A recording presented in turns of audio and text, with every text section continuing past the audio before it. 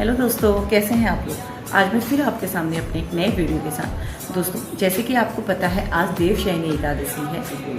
इसको हम हरिशयनी एकादशी भी बोलते हैं। हरि के शयन करने की एकादशी। आज के दिन से 4 महीने के लिए विष्णु भगवान क्षीर सागर में विश्राम करने के लिए चले जाते हैं। हरिशयनी एकादशी का योग रविवार की सुबह 5:30 बजे से लेकर अगले दिन सोमवार की सुबह 9:55 तक इसका योग है। तो इसमें आप विष्णु की पूजा कर सकते हैं, एकादशी का व्रत कर सकते हैं। और एकादशी का ये हरिशयनी एकादशी बहुत बड़ी एकादशी मानी जाती है और इसका अपना बहुत बड़ा महत्व है। इसके साथ साथ में तुलसा जी को कैसे लगाएंगे, माँ तुलसा को आप कैसे उनकी केयर करेंगे। और सी जी का पेड़ ऐसा है जो बरसों तक चलता है, तो कैसे आप उसकी केयर करेंगे। बहुत बार ऐसा होता है हमें नॉलेज नहीं होती है और तुलसी के पत्ते सूखने लग जाते हैं, पेड़ खराब हो जाता है। तो इस वीडियो को लास्ट तक जरूर देखिए। इसमें आपको लास्ट में स्पेशल टिप्स भी मैं आपको दूंगी कि कैसे आपको तुलसी के प्लांट को हमेशा हरा भरा रखना है अपने घर में। तो जैसा मैंने आपको बताया कि आज के दिन विष्णु भगवान 4 महीने के लिए क्षीर सागर में शयन करते हैं। तुला राशि में सूर्य के जाने पर 4 महीने बाद उनको उठाया जाता है। इस दिन को देवउठानी एकादशी बोला जाता है और इन 4 महीनों के बीच को चातुर्मास बोला जाता है। इस 4 महीनों में कोई शुभ कार्य जैसे शादी, विवाह और यज्ञ आदि कर्मों को वर्जित किया जाता है। शयनी एकादशी के दिन एक बहुत ही विशेष कार्य किया जाता है और आज के दिन अपने घर में तुलसा जी का पौधा लगाया जाता है। रामनवमी के दिन तुलसा जी के पौधे की जो बीज होते हैं उनको बोया जाता है। देवशयनी एकादशी के दिन तुलसा जी का पौधा अपने घर में गमले में लगाया जाता है। और उसके बाद उत्थानी एकादशी जो होती है, देव उत्थानी एकादशी जो होती है, जिस दिन हम विष्णु भगवान को उठाते हैं, उस दिन तुलसा जी का विवाह शालिग्राम जी के साथ किया जाता है। शालिग्राम जी जो कि विष्णु भगवान का ही रूप हैं, उनके साथ तुलसा जी का विवाह विधि विधान के अनुसार देव उत्थानी एकादशी को किया जाता है। तो दोस्तों, हम सबके घर में तुलसा जी होती हैं। तुलसा जी का पौधा ऐसा है जो हमेशा हरा रहता है और सालों साल चलने वाला पौधा है। तो आइए जानते हैं हम कैसे अपनी तुलसा जी की केयर करेंगे, कैसे हम उनको खराब होने से बचाएंगे। जब विंटर का सीज़न आता है या बहुत गर्मी पड़ रही होती है तो उस टाइम पे क्या होता है कि तुलसी की लीफ जो होती है थोड़ा सा सूखने लग जाती है, तुलसी का पौधा खराब होने लग जाता है। तो इन सब चीज़ों से आप कैसे बचेंगे, कैसे अपनी तुलसा जी के, माँ तुलसा के पौधे को आप हमेशा कैसे हरा भरा रखेंगे, ये मैं आपको इस वीडियो में बताने वाली हूँ। दोस्तों, वैसे भी हमारे पुराणों में कहा गया है कि तुलसी वृक्ष न जानिए। तुलसी के पेड़ को एक वृक्ष की तरह नहीं लेना चाहिए। हमारे पुराणों में, हमारे शास्त्रों में उसको माँ के रूप में माना गया है। वो इसलिए उसकी मेडिसिनल वैल्यू इतनी ज़्यादा है कि तुलसी का कोई भी पार्ट ऐसा नहीं है जो मेडिसिन के लिए यूज़ नहीं होता है। तो इसलिए उसको सुरक्षित रखने के लिए उसको माँ का सम्मान दिया गया है। और वैसे भी हमारे पुराणों में बोला जाता है कि बिना तुलसी के तो भगवान को भोग भी नहीं लगता। तो इसलिए पुराणों में भी उसका जितना महत्व है उतना ही साइंस में भी उसका महत्व है। तो आइए अपने घर में आज के दिन देवशयनी एकादशी के दिन तुलसी जी का एक वृक्ष लगाइए और उसे कैसे लगाना है और कैसे हमेशा हरा भरा रखना है ये मैं आपको बताती हूँ। तो चलिए स्टार्ट करते हैं। दोस्तों, ये है तुलसा जी का पौधा। हम देखते हैं कि जाड़ों में अक्सर इसकी लीफ सूखने लगती हैं और बहुत ज़्यादा गर्मी होने पे भी इसकी लीफ सूखने लगती हैं। तो दोस्तों, तुलसी को हम वृंदा, होली बासिल और भी बहुत सारे नामों से जानते हैं।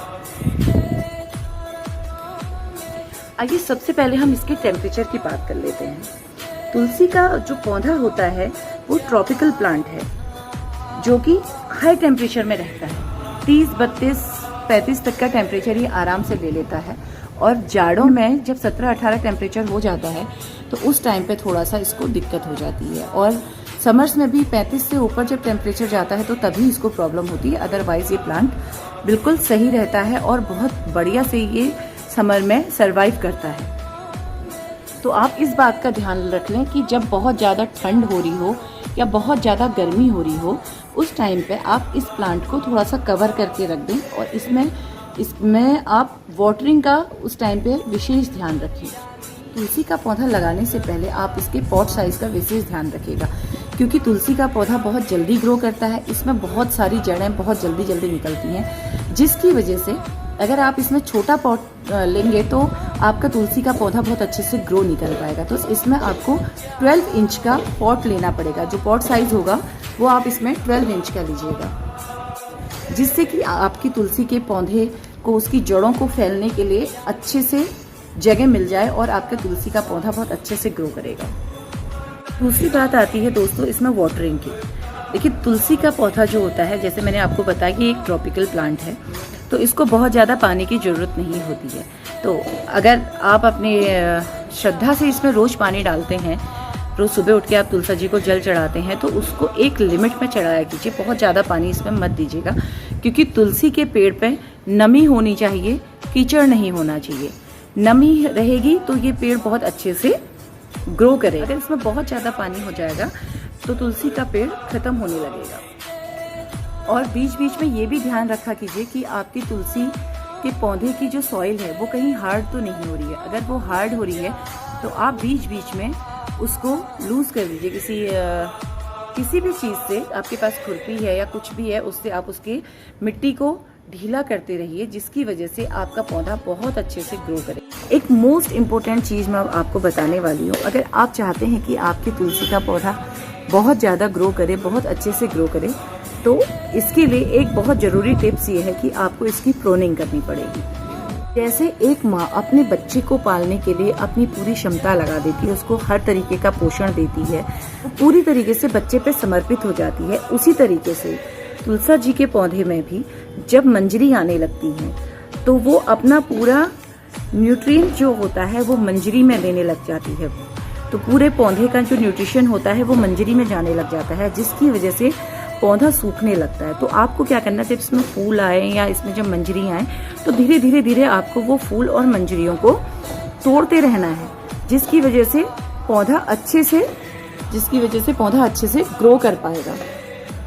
तो आपको इसकी मंजरी और इसकी लीफ की प्रोनिंग का विशेष ध्यान रखना है। अगर आप चाहते हैं कि आपके तुलसी जी का पौधा बहुत घना, हरा भरा और सालों साल चले, तो इसकी प्रोनिंग आप जरूर कीजिएगा।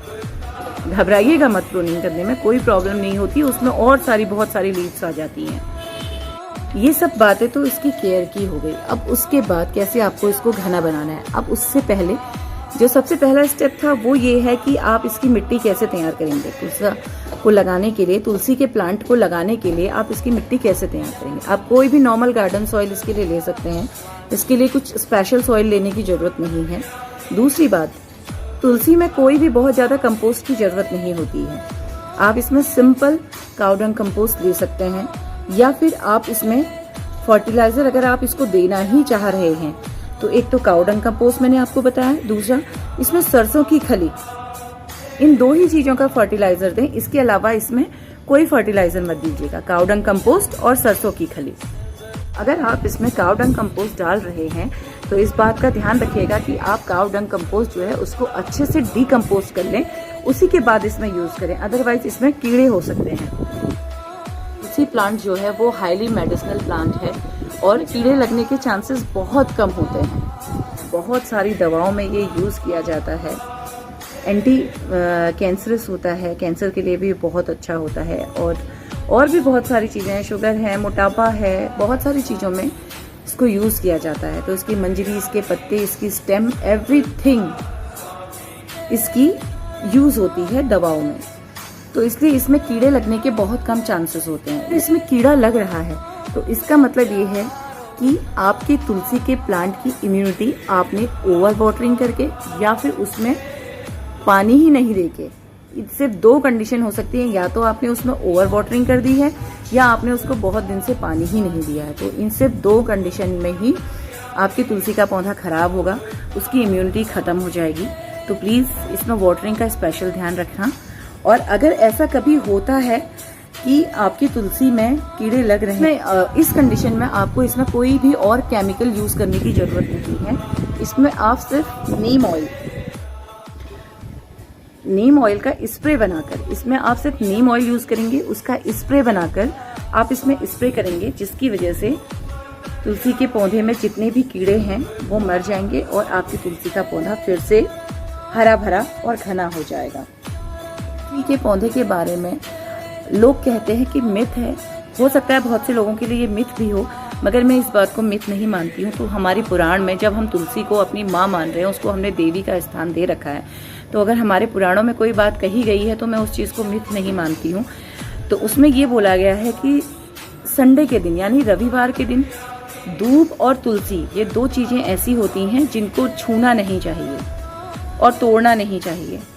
तो कोशिश कीजिए, अगर आप इसको मिथ मानते हैं तो आप कीजिए संडे के दिन भी। अगर आप इसको मिथ नहीं मानते हैं तो प्लीज़ संडे के दिन तुलसी को तोड़ना नहीं चाहिए। कोई भी तुलसी से रिलेटेड काम, अगर आपके घर में पूजा है तो आप उसको सैटरडे के दिन तोड़ के रख लीजिए। एक दिन में तुलसी बासी नहीं होती है, अशुद्ध नहीं होती है, तो आप उसको सैटरडे के दिन रख लीजिए। दूब भी एक ऐसा प्लांट है जिसको संडे के दिन नहीं तोड़ा जाता है। तो प्लीज़ इस बात का ध्यान रखिए। आज संडे है, एकादशी है, तो कल सुबह 9:30 बजे तक का इसका मुहूर्त है, तो मैं इसको कल ही अपने लगाऊंगी। तो अगर आप इस चीज़ को नहीं मानते हैं तो आप इसको आज ही संडे के दिन अपने घर पे लगा सकते हैं। अगर मानते हैं तो आप इसको कल भी लगा सकते हैं। तो दोस्तों, आपको मेरा ये वीडियो कैसा लगा जरूर बताइएगा। इससे रिलेटेड अगर आपके मन में कोई भी क्वेरी हो तो प्लीज़ मुझे कमेंट करके जरूर बताइएगा। मैं आपके कमेंट का वेट करूंगी। और मेरे चैनल को लाइक, शेयर एंड सब्सक्राइब करना मत भूलिएगा दोस्तों। जिन्होंने अभी तक सब्सक्राइब नहीं किया है वो भी सब्सक्राइब करें। और आपको ये सारी जानकारी कैसी लगी मुझे जरूर बताइएगा। एकादशी की कथा मैं अपने डिस्क्रिप्शन बॉक्स में भी डालूंगी, तो अगर आपको पढ़नी हो तो आप वहां से भी पढ़ सकते हैं। थैंक यू दोस्तों वीडियो में बने रहने के लिए। बहुत जल्द मिलते हैं एक नए वीडियो के साथ। Thank you.